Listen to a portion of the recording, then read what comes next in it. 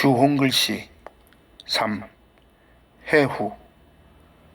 주홍글씨를 가슴에 달고 서 있는 여인은 모여있는 군중의 외곽에서 뜻밖의 자기의 마음을 뒤흔들어 놓는 어떤 인물을 발견함으로써 자기가 비난의 눈초리로 한 군중들의 구경거리가 되고 있다는 강렬한 의식으로부터 구원되었다.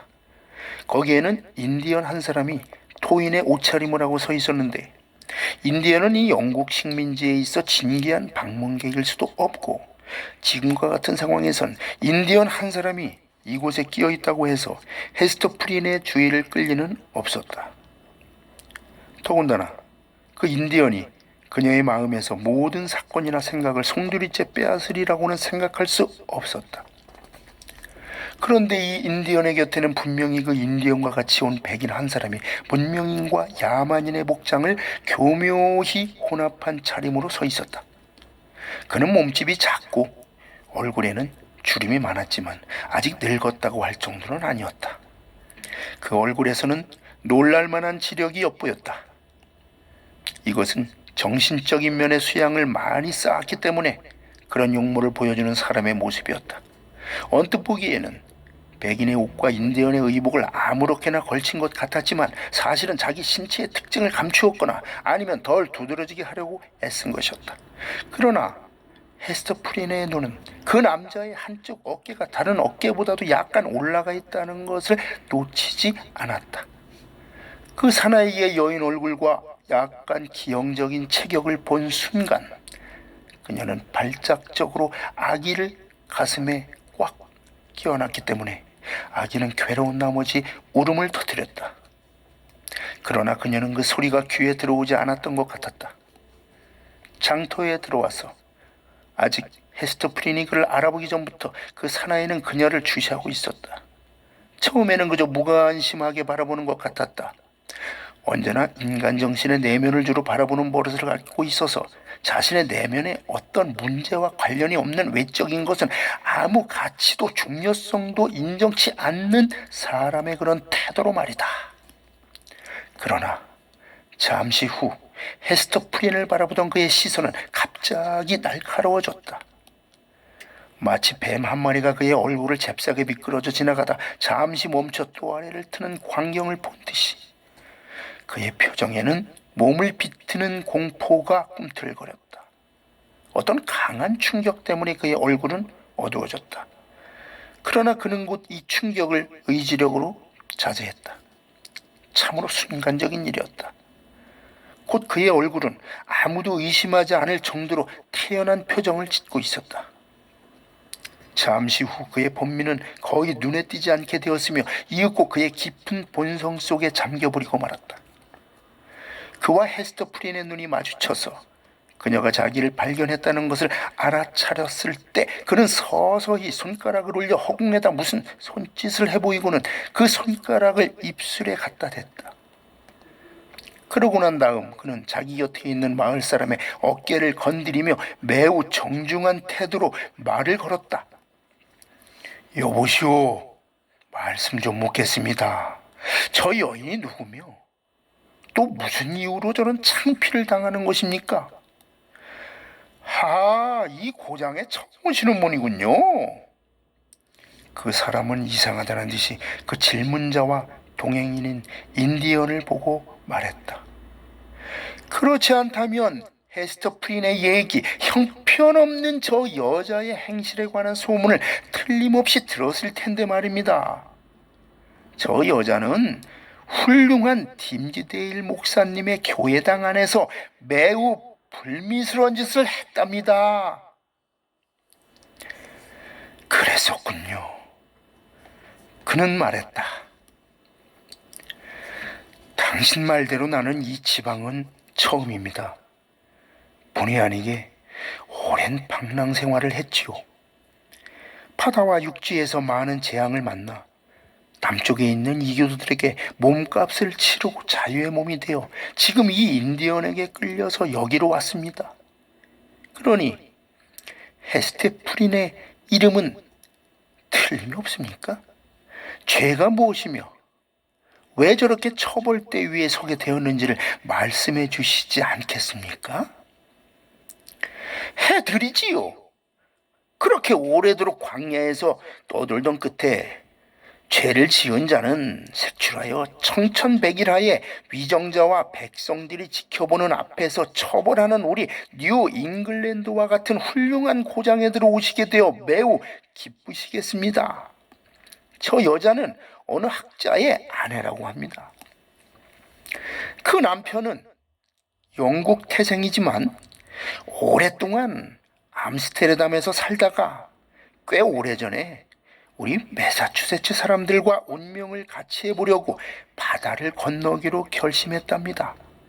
그래서 아내를 먼저 떠나보내고 자기는 나머지 몇 가지 일을 매듭짓기 위해서 거기 머물렀다고 합니다. 그런데 그만 무슨 일이 생겼는지 저 여자가 보스턴에 살면서 2년 남짓 기다렸지만 남편인 프린 씨로부터 아무런 소식이 없었죠. 그러자 이 젊은 아내는 좋지 못한 행실을 알았어요. 낯선 사내는 쓴웃음을 지으며 말했다. 말씀하신 대로 남편이 학자였으니 이렇게 되리라는 것도 책에서 좀 배워두었더라면 좋았을걸. 그런데 귀찮으시겠지만 프린 부인이 안고 있는 저 아기의 아버지는 누구입니까? 태어난 지 서너 달은 돼 보이는데 말씀입니다. 사실 그게 수수께끼랍니다. 그것을 풀어줄 다니엘 같은 현인은 아직 나타나지 않았으니까요. 마을 사람이 대답했다. 프린 부인이 도무지 입을 열지 않아. 판사님들도 머리를 짜냈지만 소용이 없었죠. 범인은 누군지 밝혀지지 않았지만 본인도 이 비참한 광경을 구경하고 있을 것입니다. 하느님이 보고 계시다는 것을 잊어버리고 이 수수께끼를 풀려면 그 학자가 나타나야 되겠군요. 그 낯선 사람은 다시 미소를 지으며 말했다. 아직 살아있다면 그러는 것이 마땅하죠. 마을 사람이 대답했다.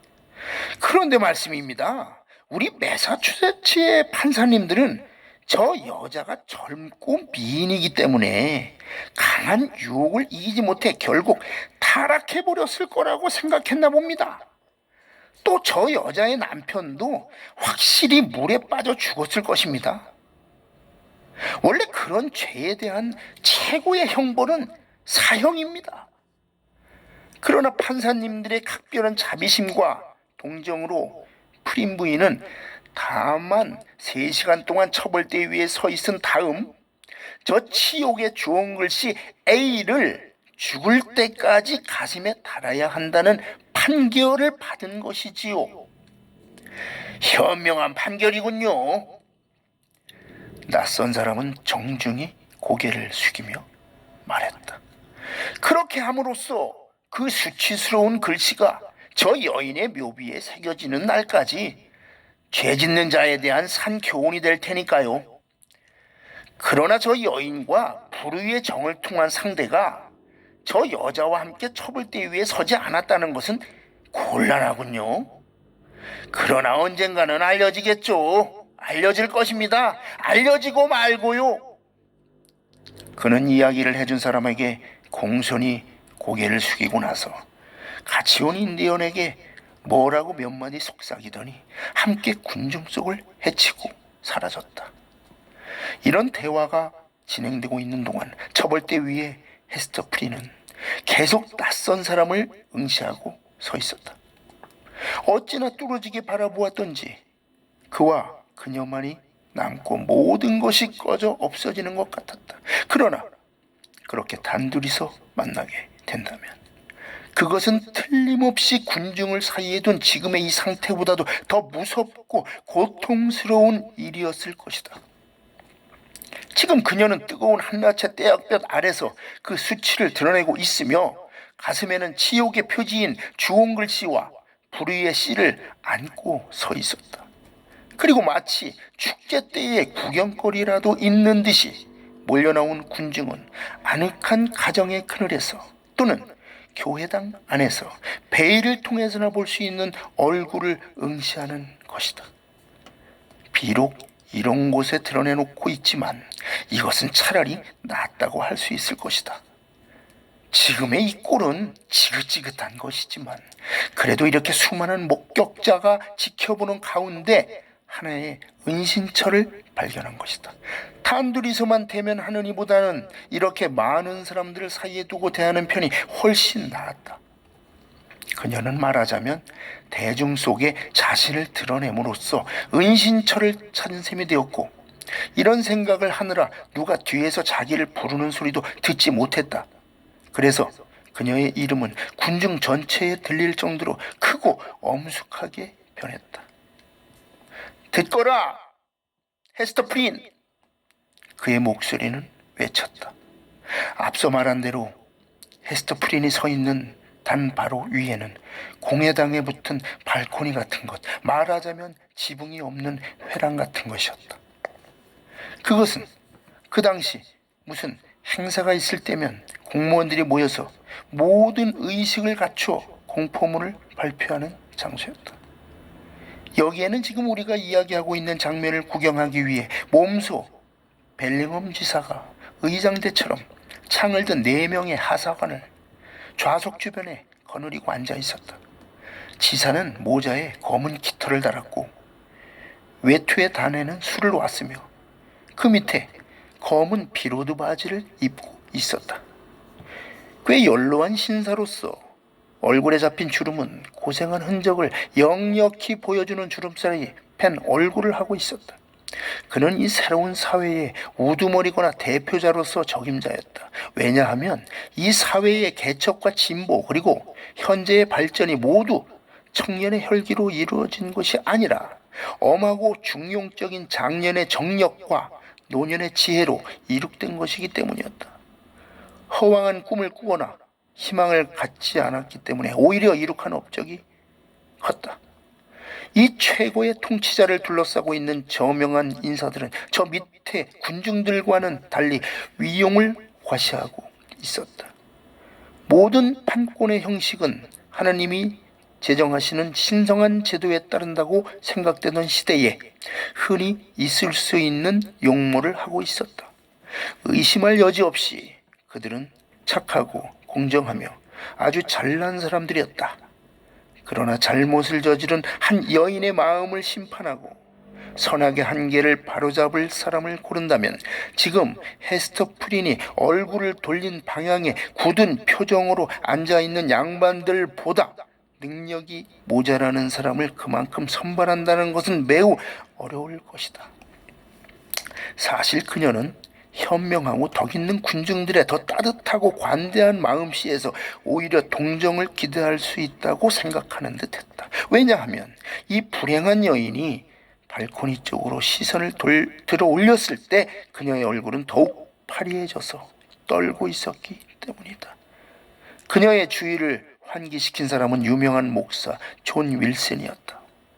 그는 보스턴에서 가장 나이 많은 목사로 당시 그와 같은 성직에 있는 사람들이 모두 그렇듯이 그도 대학자요, 또 친절하고 인정 있는 사람이었다. 그러나 후자의 특질은 전자, 즉 지적인 재능보다는 덜 발달되어 있었다. 그래서 그것이 그에게는 자랑거리라기보다 오히려 수치스러운 점이었다. 그가 머리에 쓴 목사모 밑으로 반백의 머리카락을 보이면서 서재의 등잔불에서만 익숙해진 회색의 눈을 눈부신 태양빛 아래서 마치 헤스터의 아기처럼 껌뻑거리고 서 있었다. 그는 흔히 우리가 설교책에서 볼 수 있는 검은 판화의 초상화 같았다. 그런데 지금 그런 판화가 이 자리에 나설 자격이 없는 것과 마찬가지로 그 또한 인간의 죄나 열정이나 고뇌의 문제에 대해 간섭할 하등의 자격이 없음에도 불구하고 여기 나선 것이다. 헤스터 프린이여, 목사는 입을 열었다. 나는 그대가 이제까지 설교를 경청해온 여기 이 젊은 목사와 지금까지 얘기를 했소. 이렇게 말하며 윌슨 씨는 자기 곁에 있는 얼굴이 창백한 젊은 사람의 어깨에 손을 얹었다. 나는 하느님이 보시는 이 자리에서, 이 현명하고 공정한 위정자들 앞에서, 그리고 모든 주민이 듣고 있는 앞에서 이분은 그대의 천성을 나보다도 더 잘 알고 계시니까 이분으로 하여금 그대가 저지른 비열하고 무도한 죄를 규탄하도록 권고했소. 그대에게 이런 슬픈 결과를 낳도록 유혹한 남자의 이름을 밝히지 않는 그대의 고집을 꺾기 위해 그대를 겁주거나 또는 부드럽게 달래거나 하는 방법에 있어서 나보다 유능한 심판자일 것이오. 그러나 이분은 내 의견에 반대하고 있어. 나이보다는 현명한 분이지만 젊은 나이에 흔히 가질 수 있는 지나치게 부드러운 마음씨 때문에 말이오. 그래서 이런 대낮에 이렇게 많은 군중 앞에서 여성의 마음속에 갖고 있는 비밀을 고백하도록 강요하는 것은 여자의 본성을 손상시키는 일이라고 반대하는 거요. 그러나 사실은 내가 젊은 분을 설득시키려고 애쓴 바와 마찬가지로 사람이 죄를 범하는 것을 수치스럽게 생각해야지 그것을 고백하는 것을 수치스러워해서는 안 된다는 것이오. 팀즈데일 목사에게 다시 한번 묻겠는데 이것을 어떻게 생각하시오? 바로 당신이 가엾은 죄인의 영혼을 구해야 되겠소? 아니면 내가 해야겠소? 발코니 위에 자리 잡은 위엄있고 존귀한 관리들이 수군거렸다. 그러자 벨링엄 지사는 이 수군거림을 대변하여 위엄이 깃들인 음성으로 팀즈데일 목사를 향해 입을 열었다. 팀즈데일 목사님, 이 여인의 영혼을 구하는 책임은 당신에게 달려 있소이다. 따라서 당신이 이 여자를 설득하여 회개시키고 또 회개한 증거로 고백을 시키는 것이 당연하다고 생각되는 바이오. 지사가 이렇게 호소를 하자 관중의 시선은 일제히 팀즈데일에게 쏠렸다. 팀즈데일은 젊은 목사로 영국의 어느 유명한 대학교를 졸업하고 그 당시의 모든 학문을 이 황무지로 몰고 들어온 사람이었다. 그는 웅변과 일렬한 신앙심은 이미 그가 성직자에서 장차 특출하게 유명해지리라는 확신을 갖도록 했다. 그의 용모는 뛰어나게 수려했다. 희고 훤칠한 이마와 우수에 잠긴 둥근 갈색 눈을 가졌다. 그리고 그의 입은 꼭 다물고 있을 때 말고는 언제나 떨고 있어 신경질적으로 예민한 감수성과 굳은 의지력을 나타내고 있었다. 이렇듯 타고난 학자다운 지식을 지녔음에도 불구하고 이 젊은 목사는 근심이 가득하고 놀라움과 공포심에 사로잡힌 듯한 표정을 띠고 있는데 자신의 길을 잃고 갈팡질팡하는 듯한 표정이었다. 그래서 어디인가 자기 한 몸을 숨길 만한 은신처가 있어야 비로소 안심할 것 같은 태도가 엿보였다. 따라서 자기의 직책이 허용하는 범위 안에서 그는 그늘진 오솔길을 걷기를 즐겼으며 소박한 어린애 같은 생활을 했다.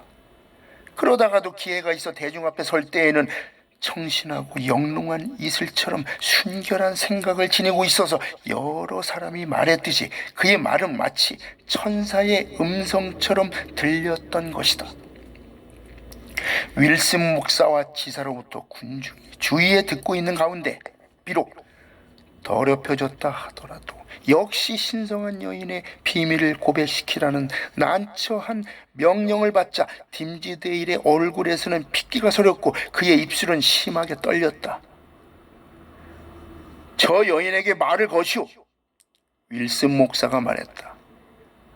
저 여자에게는 중대한 일이오. 따라서 지사님도 말씀하셨다시피 저 여인의 영혼에 대해 책임을 지고 있는 당신에게도 중대한 일이오.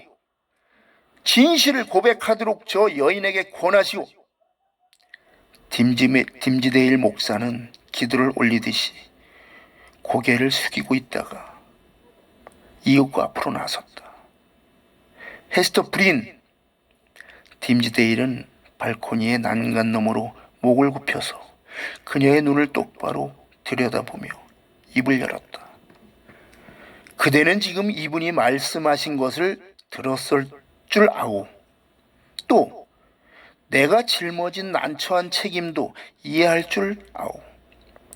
그대가 진정으로 자기 영혼의 평화를 구하고자 한다면, 또 지상에서 받는 형벌이 그대의 영혼을 구제하는 길이라고 진정 믿는다면, 그대와 함께 죄를 짓고 그 고통을 나누고 있는 남자의 이름을 대시오.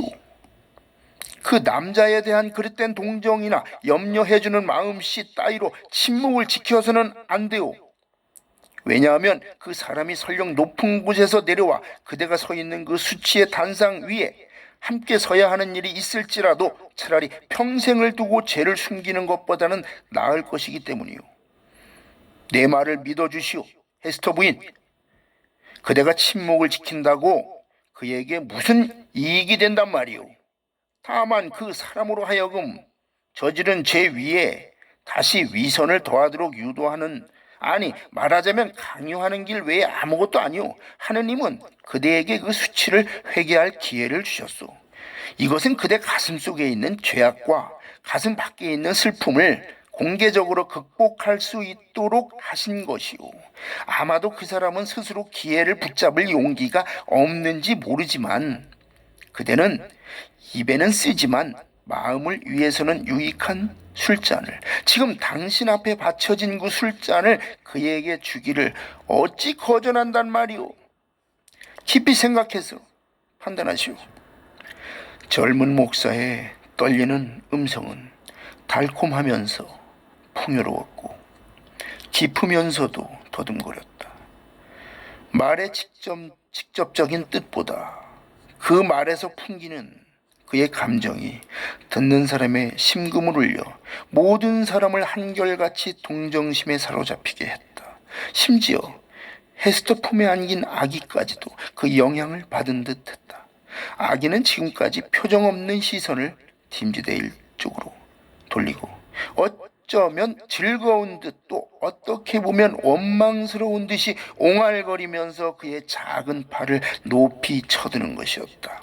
목사의 말이 어찌나 호소력이 있었던지 사람들은 헤스터가 그 죄인의 이름을 밝히든가 아니면 죄인 자신이 그 지위의 고하를 막론하고 어쩔 수 없는 심정에 이끌려 스스로 선뜻 나서서 저 처벌대 위에 올라갈 것이라고 생각했을 정도였다. 헤스터는 고개를 내저었다. 그러자 윌슨 목사가 아까보다 격앙된 음성으로 외쳤다. 헤스터 부인! 하느님께서 내리시는 자비심에도 한계가 있다는 것을 잊어서는 안 돼오. 저 갓난아기까지도 당신이 방금 들은 충고에 찬동하고 확인했소. 남자의 이름을 밝히시오. 그리고 회개한다면 당신 가슴에서 그 주홍 글씨를 떼어낼 수도 있소. 절대로 못 밝히겠습니다. 헤스터는 윌슨 목사가 아닌 젊은 목사의 깊고도 근심스러운 눈을 들여다보며 대답했다. 너무 깊이 찍힌 낙인이라서 도저히 그 글씨를 떼어버릴 수는 없습니다. 그리고 저는 제 고뇌 말고도 그분의 고통까지도 함께 견디고 싶습니다. 말해라! 냉혹하고도 엄한 또 하나의 목소리가 저 처벌대를 둘러싼 군중팀에서 들렸다. 말해서 그 아기에게 아비를 찾아줘라. 말할 수가 없어요. 헤스터는 시체처럼 창백해지며 대답했다. 그녀는 그 목소리의 주인공이 누구인가를 익히 알고 있었다. 내 아기는 하늘에 있는 아버지를 찾아야 합니다. 이 아기는 지상의 아버지를 영원히 모를 것입니다. 어쩔 수가 없군. 발코니에서 자기가 한 설교의 결과를 기다리던 팀즈데일 목사는 가슴에 손을 얹으며 내뱉듯 중얼거렸다. 그는 긴 한숨을 쉬며 물러섰다. 여자의 놀라운 힘과 간용, 저 여인은 절대로 말하지 않을 거요. 이 불쌍한 여인의 고집을 더 이상 어쩔 수 없음을 알아챈 윌슨 목사는 이런 일이 있을까 해서 미리 준비해 두었던 여러 죄악에 관한 설교를 청중에게 하기 시작했다. 그는 수치스러운 A자, adultery, A, D, U, L, T, E, Y adultery의 첫 글자 A자가 상징하는 의미에 관해 1시간 이상이나 열변을 토하며 상세히 설교했다. 그래서 군중의 가슴 속에는 이 글씨에 대한 새로운 공포심이 싹 텄고 그 주홍색은 지옥 밑바닥의 불꽃에서 나온 것이라 믿을 지경이었다. 이러는 동안 헤스터 프리는 무표정하고 피곤한 모습으로 치욕의 단위에 서 있었다. 이날 오전 그녀는 인간으로서 참을 수 있는 것은 모두 참았다. 그녀는 극심한 고통을 받았을 때 손쉽게 기절을 하여 그로부터 도피하는 그런 기질의 여자는 아니었다. 무감각이라는 돌처럼 단단한 껍데기 밑에서 그녀의 정신은 은신처를 얻었다. 그러나 육체의 생명력은 계속 작용했다. 그러나 설교자의 목소리가 그녀의 귀엔 그야말로 우이독경이었다.